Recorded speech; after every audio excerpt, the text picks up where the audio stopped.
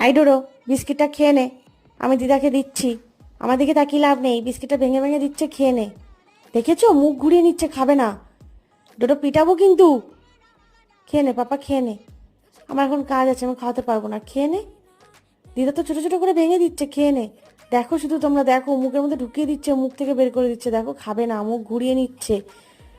কতটা দুষ্টু বলো তো তোমরা। এই 3 বেলায় খাওয়া নিয়ে এরম নকরা করে, খেতেই চায় না, দেখো খাবে না বলে উঠে বসে পড়েছে।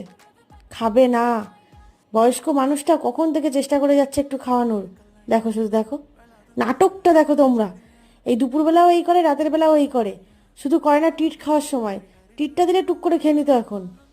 দেখো, ধরে পেটাবো কিন্তু ডোরো, খেয়ে নিতে বললাম তো।